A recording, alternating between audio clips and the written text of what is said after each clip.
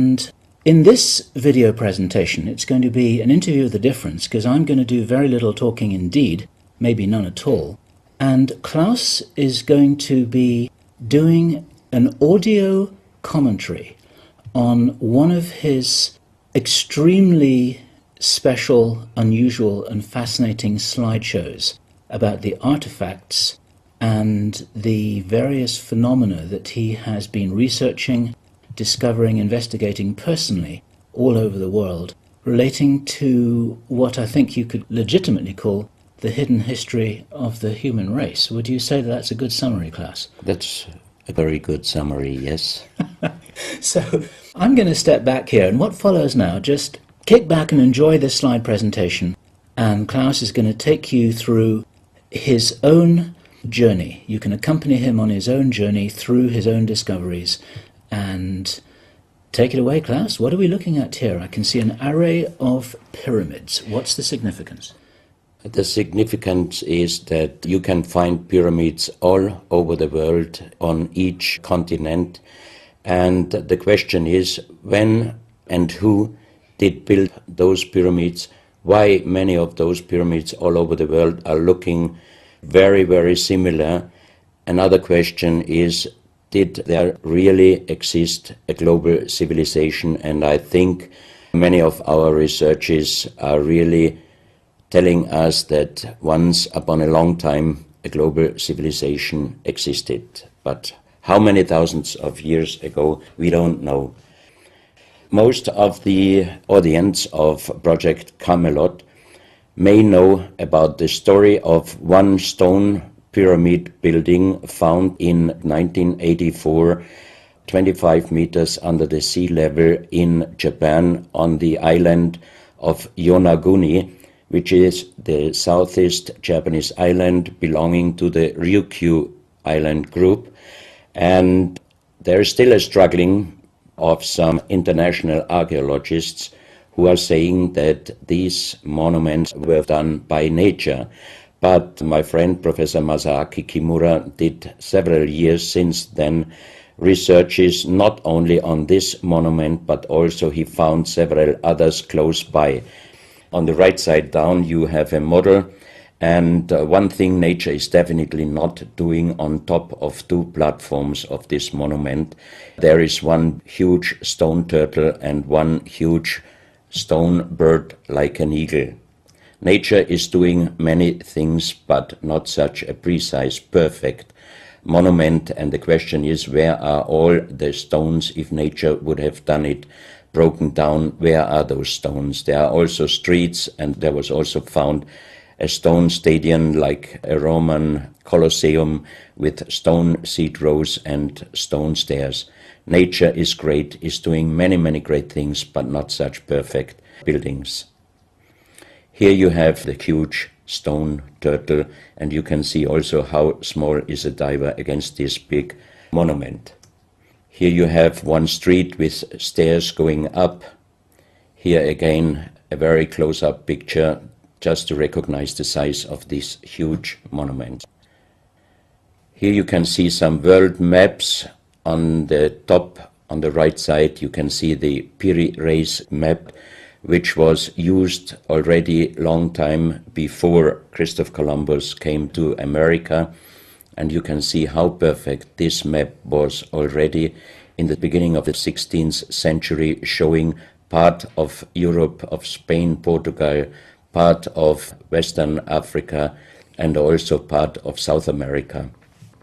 We do not know until now who was able to make such a perfect map already centuries ago.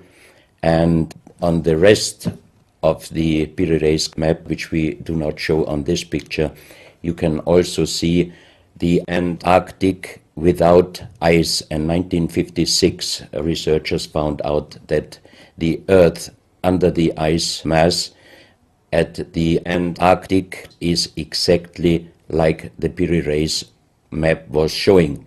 So this Piri Reis map should be at least older than 10 to 12,000 years.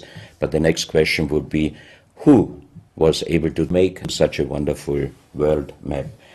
On the left side, on top, you see Atlantis, done by Athanasius Walzemüller, and the map is the other way round. He did it the other way round, and you can see the continent between Europe, Africa, and also America. And you can see on the left side down different sides of a huge stone world map. This stone world map was found in 1984 while gold digging in Ecuador in an underground tunnel system with other 350 artifacts which do not really fit any known and existing South American pre-Columbian culture. On this stone map is a natural quartz line, a white one, and this is the front side of the world stone map, and you can see approximately in the Near East, close to Saudi Arabia, you can see an inlay as an eye. And from this eye to the right and to the left is a natural quartz line going on the right side over India, Thailand, and also there is a long island on the right side, which Professor Kimura's research gave him the statement that from the northeast Japanese island until far down after Taiwan, once there existed a huge continent. But then this world map must be older than at least 10 to 12,000 years. And here is the back side, and you can see on the right side coming the quartz line passing in the Atlantic, a continent, Atlantis, which in our days does not exist anymore. Then the white line is crossing part of South America, and here you have a close-up, and you can exactly see the Bay of Guayaquil, an inlay going up to north, and a round inlay showing exactly the place where there were found those artifacts, and there is also the best quality water worldwide existing. One other very interesting artifact found on the same place in Ecuador is the so-called pyramid with the eye. The eye is an inlay, the stone is gray and white, and you have 13 steps, and it looks exactly like the pyramid with a shining eye on the $1. If you put this pyramid under black light, the eye is shining very strongly, and it looks really like an eye, but not real like a human eye. Here you have a close-up of the eye, and you can see the colors of the inlay. On the bottom of this pyramid, you have the inlay in little gold plates showing the Orion star constellation, and you have unknown writing. The translation of Professor Kurt Schildmann, who was the president of the German Linguistic Association, and he was perfect in more than 40 languages. He was able to translate this writing.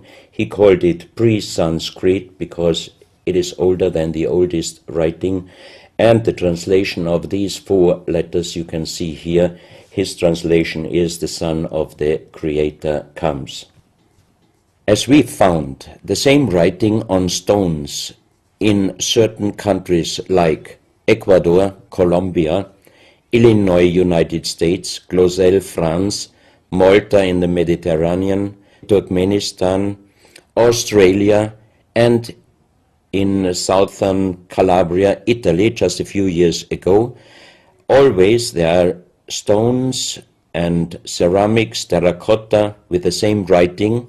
That means this writing existed once worldwide, and that means there must have been a global civilization older than Sanskrit, older than 6,000 years. And Professor Schildmann also told me that this writing has a little similarity to the Indus writing and also to the Easter Island writing. And as he said, this is older than Sanskrit writing. And as he said, this is older than Sanskrit. He called this writing pre-Sanskrit. On this stone, you can see on the top the 2 eyes, and then you see the right hand holding the pyramid and putting the left hand on top of the pyramid. That means showing how to use this pyramid with the eye. On this stone you can see an encarving, sitting a man on a stone, holding the pyramid exactly as it was shown on the artifact before. From his eyes are going rays out, and on the right side you see two bowed persons. On his head he has something like a small helmet, and from this helmet goes up like an antenna to a strange object over him. And here you have the photo of the discovered helmet. We could not yet make a metal research or checking what kind of metal was used, but you can see in the center of the helmet that something is missing, and that might have been this kind of antenna which was shown on the artifact before. Another very strange finding from the same place is one big jade cup and 12 little jade cups. As the 12 cups are man-made and each one is a little bit different in size, if you fill them up perfectly with water and you put the 12 cups of water inside the big cup is completely filled. The next strange thing is that you can see on the little cups numbers which are looking like the Mayan numbers, but if you compare them with the Mayan numbers, you find out that there are some little differences. And on the big cup you can see a perfect inlaid star constellation, also showing the Orion and other stars. And inside the big cup it is very, very magnetic, and outside the cup nearly nothing. Professional geologists are saying this is impossible, because if a stone has metal particles inside the stone, it must be same magnetic from both sides. Here you have a close-up of the big cup, and you can see a perfect inlay of star constellations, and they are shining very brightly if you put black light on it. Here you have some small cups that you can figure out more clearly the style of the numbers inlaid in a strange material, also shining under black light.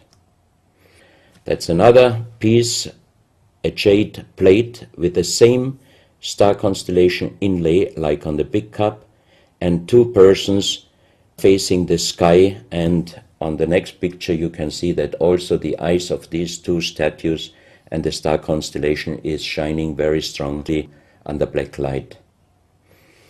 This was once a hard-formed brown stone, changing the color in the center of the stone into black, which usually in nature does not happen. And you can see, if you look very close, you can see a face with closed eyes, with a mouth, the nose, a long beard and long hair. On the left side, the face and also the stone is broken. This is the reverse side of this stone. You can see a spiral and a triangle. The center of the triangle is very magnetic, also shining under black light. Here we have the backside of a cobra.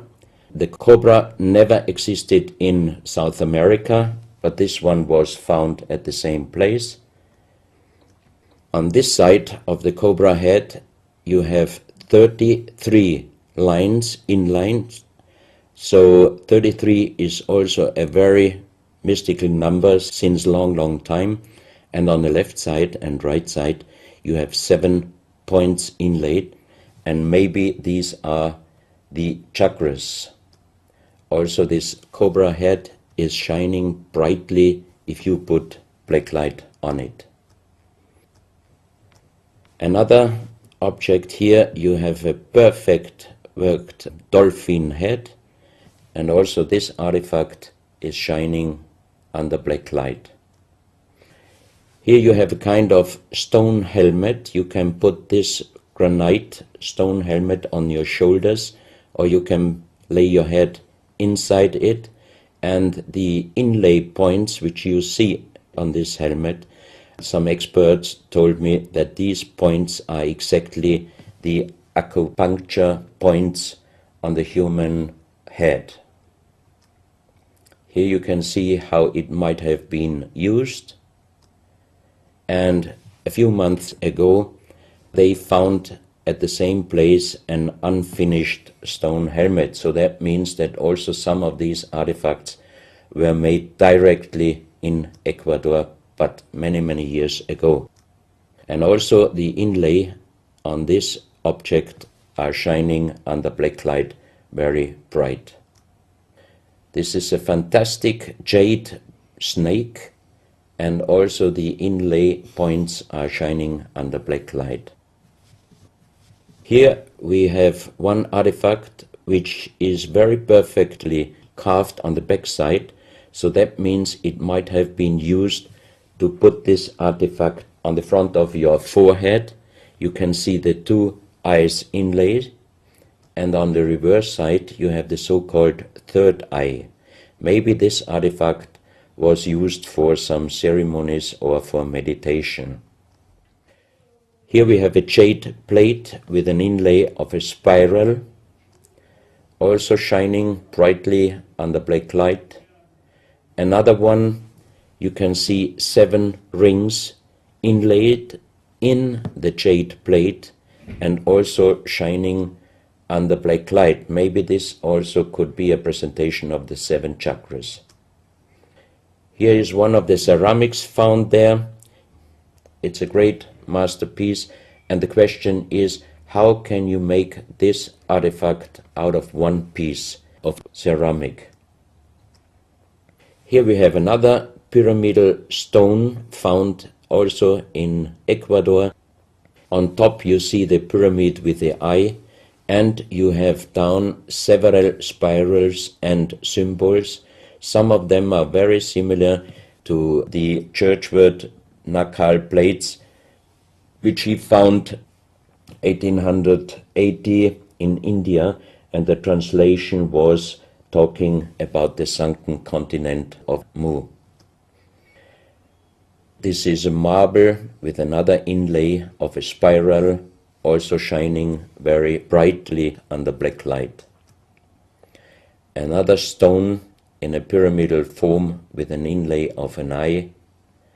Here you can see again the pyramid with the eye, and on the bottom you see the Orion star constellation, the 3 Orion stars, which might focus us to the 3 pyramids in Egypt. Here you have a ceramic statue. You can see the style of sitting is not real pre-Columbian style. It looks like the lotus seat from Asia.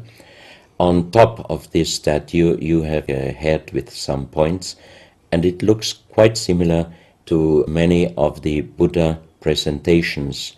He holds a snake in his mouth. The snake is a very, very mystical and very often presented object. So that means this statue is not from any existing or known pre-Columbian culture. Even the next one, you can see that how this statue is sitting, it looks more the direction of Asia. On top of his head, again a very strange head, and in the center you can see like the head of a frog. Also the frog is a very mystical animal in old South American pre-Columbian culture, but also in Africa and also in Asia. Here another ceramic statue holding a kind of plate in his left hand, and it looks also not really pre-Columbian culture. This another very strange artifact holding a stick with a snake. Again we have the snake here, and the question is where and who this statue was done. This is a photo of the Altiplano was done. This is a photo of the Altiplano in Bolivia. Archaeologists and researchers found out that at least before 4,000 years, there was happen a very big impact in Argentina, and the shock wave of this big impact destroyed many stone buildings in the Altiplano of Bolivia.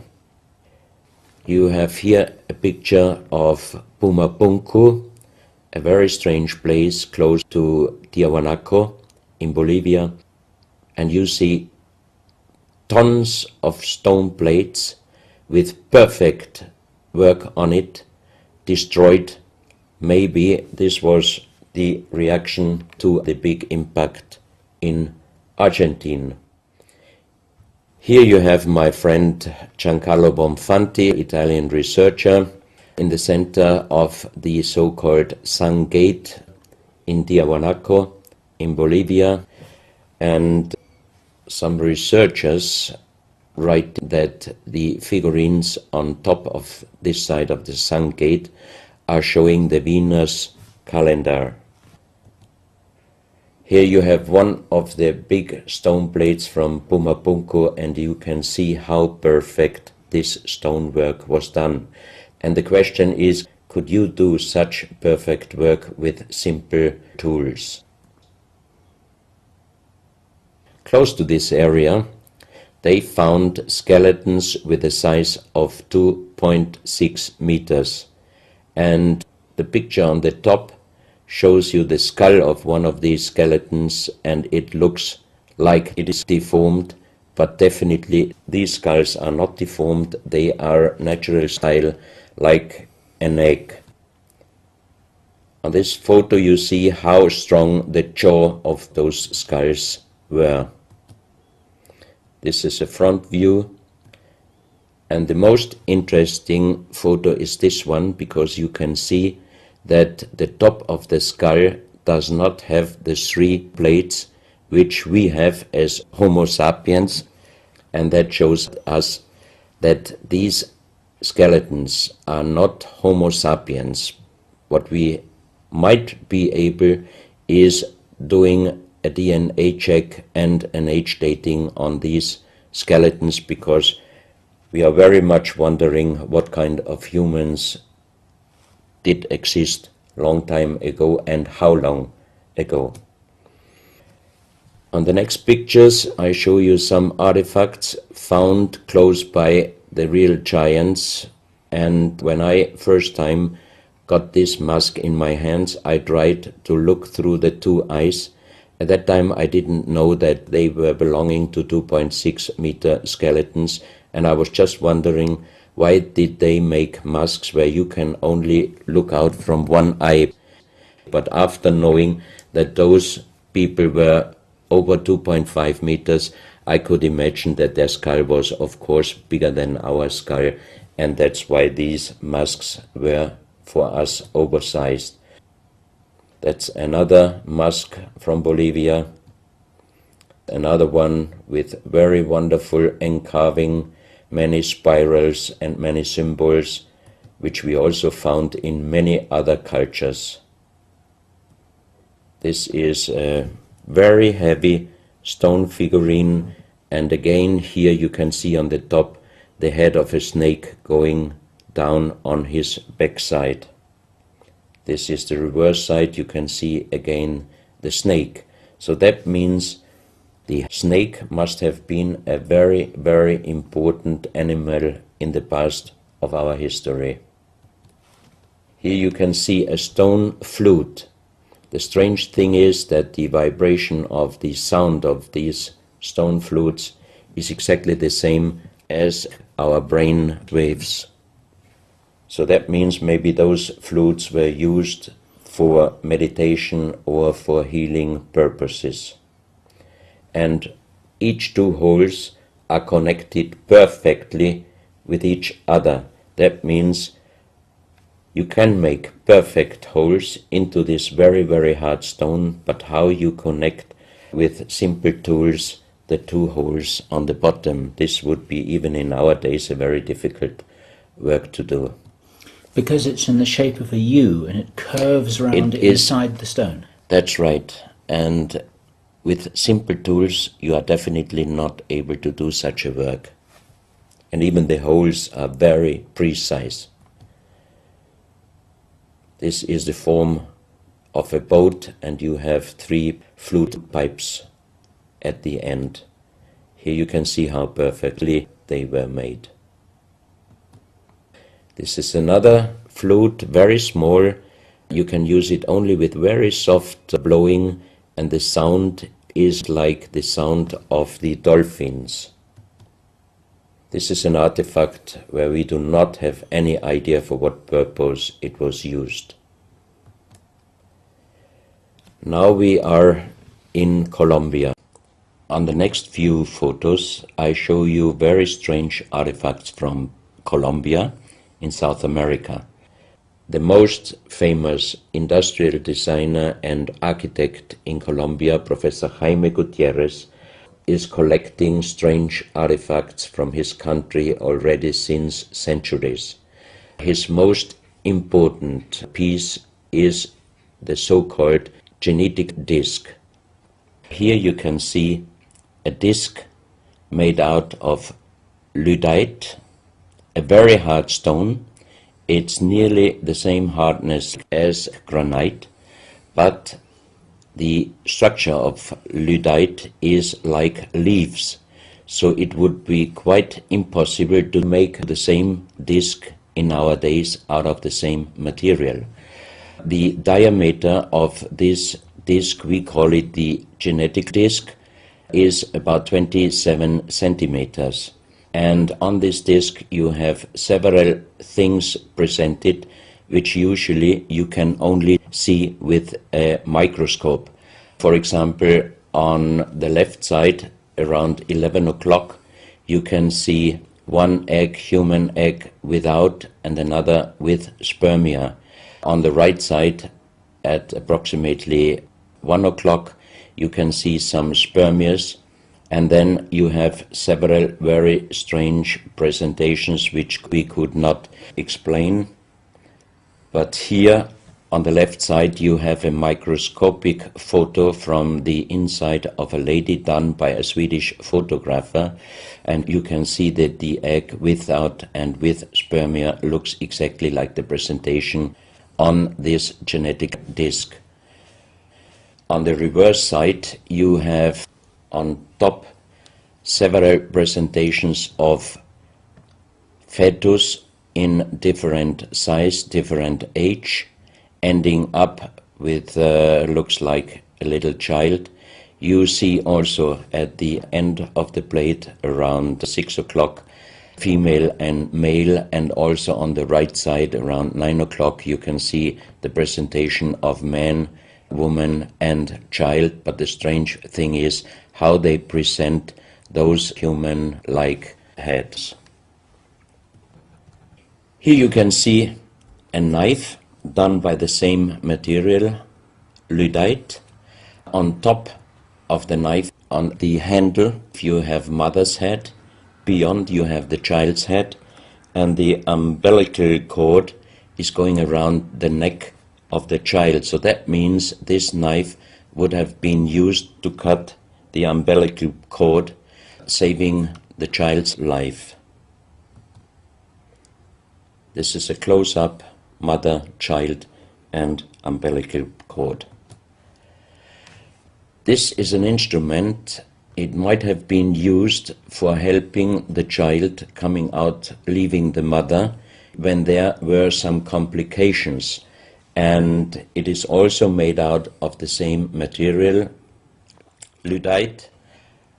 You have here the vagina and the child's head coming out, and on the reverse side you can put only your thumb inside. That means you can only use this instrument with your fingers, meaning you cannot use power. So that means it might be safer helping the child leaving the mother than our instruments we are using in our days, because sometimes the modern instruments, while being used, can damage the child's head. This, we think, is a medical instrument. It is also Lyddite, and it's a perfect form. Another one, and these are other ones, they are very much smaller than shown on this photo. And when we did a material check in Vienna, the most expert worldwide checked those pieces. First of all, the material. Each one is done with Lyddite, and the form itself, he checked them, and finally he said, I cannot tell you how they were done, who did they make, but the only thing I can definitely tell you, from the same material in our days, we cannot make the same instruments. So how old they are we do not know, but as they were found in Colombia and they do not fit any existing pre-Columbian culture, we must consider that those artifacts are at least older than 6,000 years. But we cannot explain what kind of technology they did use to be able to make such instruments and such tools made with Lyddite. You can see each piece fits exactly every kind of hand, never mind how big the size of the hand was. Each instrument, each tool fits exactly each hand which was using those instruments. This face looks a little bit like the Maui, the big stone statues from Easter Island. Here you have a close-up. This, in joking, I call it the dentist chair. Perfectly done, but again, same material, Lyddite.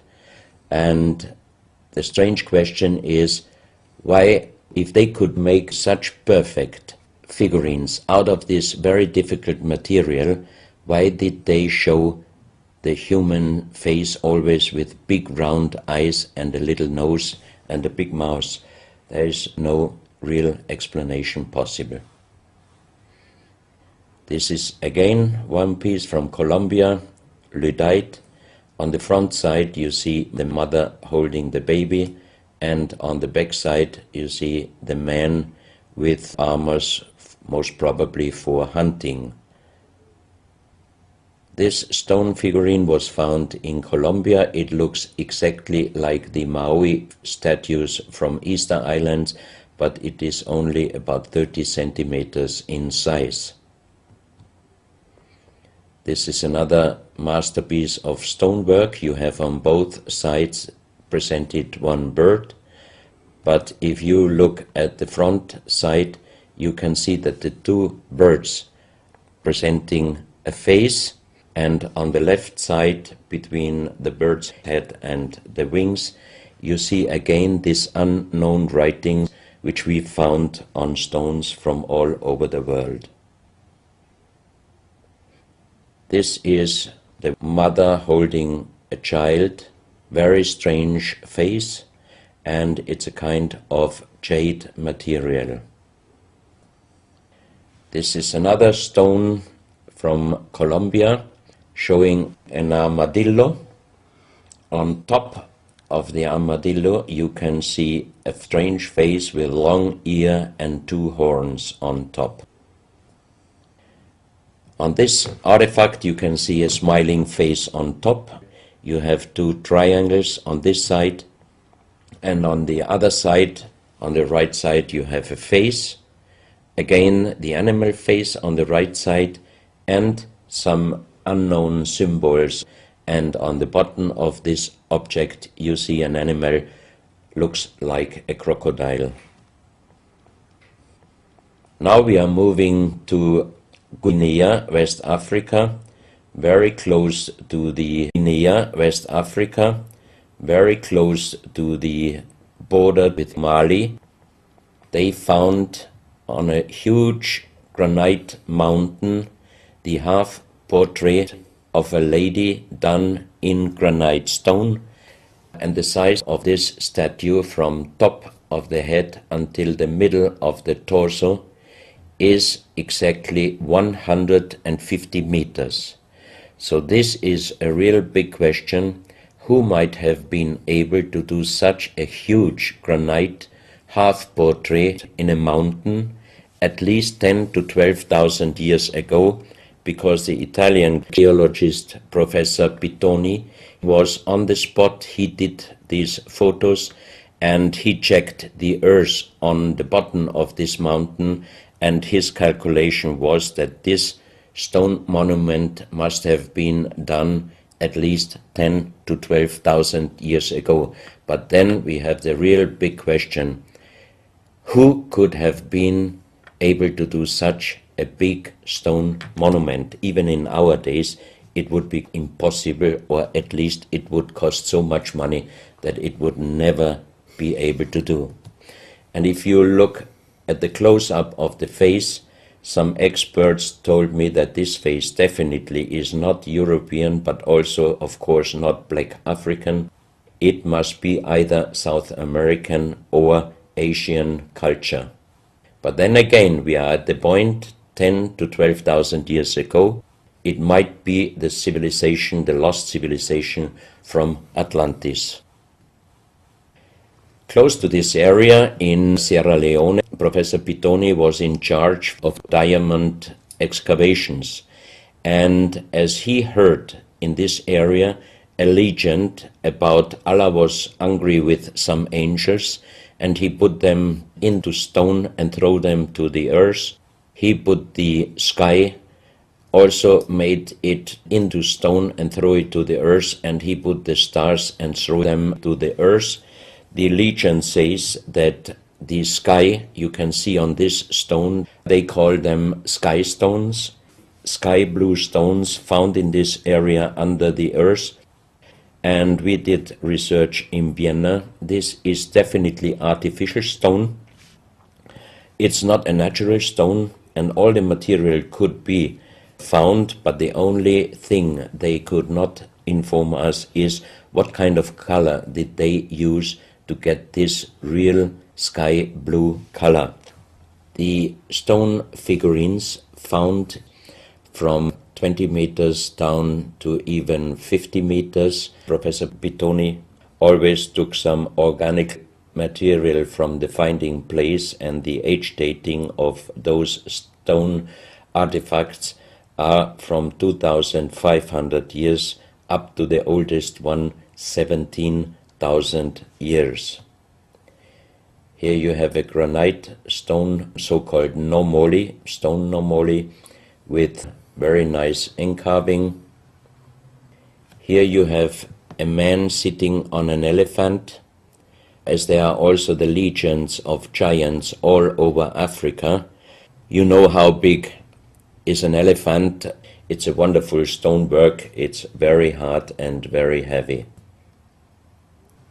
There are also some artifacts showing half human or human with the head of a reptile, holding a kind of pot in their hand, and they could put something inside this pot, and also on top of several nomolis there is a hole for putting something inside, and most probably they were used for ceremonies.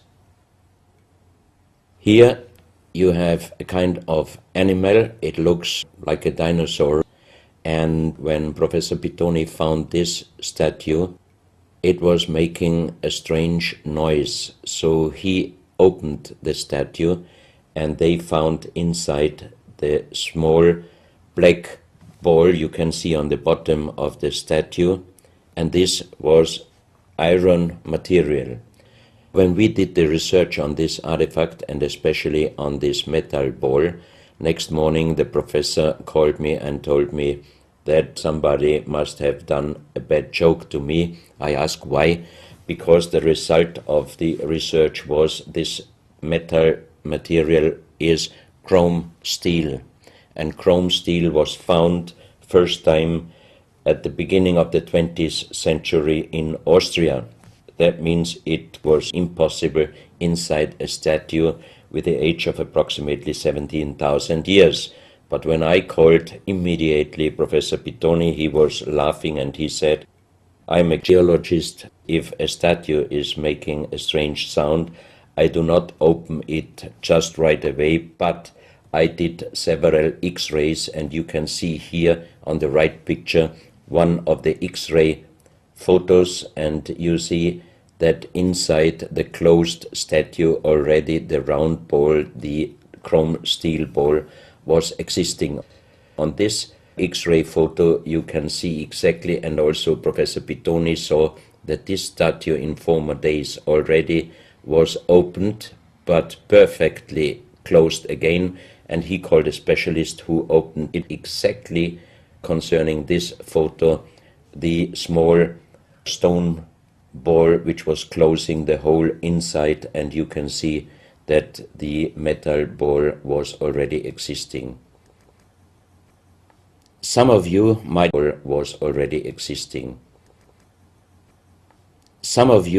have watched several pictures, photos on the internet of giant skeletons found in desert, in India, in China and other places.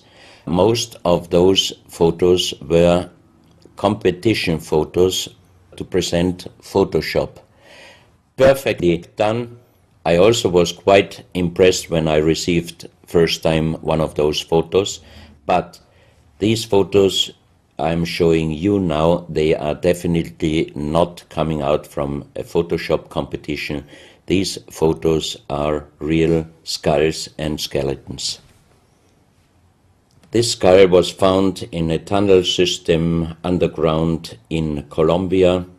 The skull is dated up to 11,000 years. The skull is bigger than normal skull, and the front teeth of the jaw are lined up in a different way than our teeth. Something that occurs to me here is that there's a very strong, pronounced jaw. It's a very prominent jawline, very prominent chin. And here you see a photograph that was shown to us by a Project Camelot insider. Now, this isn't a real photograph. This is a scene from the old Arnold Schwarzenegger movie Conan the Barbarian. And what you're seeing here is a special effect on the actor James Earl Jones. The critical thing here is the shape of the jawline. Our witness, who had spent time with the Anunnaki in real time, in the present day, said that one of the things that characterizes them, besides their size, which he says was 8 or 9 feet tall, he said they're very large and they're very strong and they look larger than that, but that's round about their height, which matches exactly the 2.6 meters that Klaus has been talking about. He said it's a very prominent, strong jawline, and this is what strikes me about these skeletons, these skulls here that we're looking at right now. Didn't know. No, you need to know this. Back to Klaus. So once again, here you have a very old photo done in a museum in La Valletta in Malta, and it shows several long skulls, and the explanation is deformed skulls, but they are very long, going to the back. This is one of several very, very strange skulls. They are presented in a small museum in Ica in Peru. Ica is located close to the famous Nazca lines, and the museum is called Museo Maria Reiche, the German lady who was researching her whole life about the Nazca lines. And in this museum you can see the most strange skulls I ever saw, all found in this area close to the Nazca lines. So the question is, what kind of humans were living there, and how did they get those skull forms?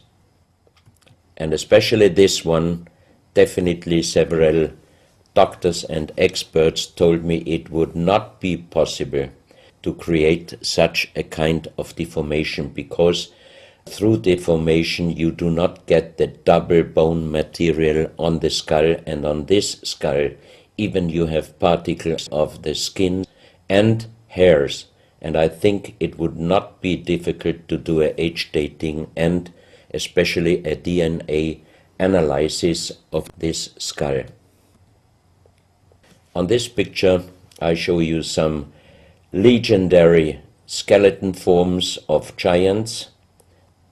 In the year of 1964, in the south of Ecuador, in the province Loja, there broke down a part of a mountain platform, and Father Carlos Vaca, who was working as a priest in hospitals, he was called to this place and he found the broken bones of a giant.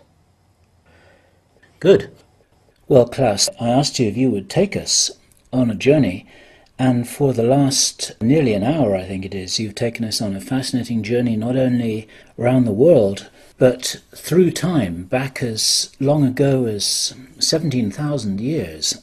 And it's a real reminder of how little we know about what our history really is,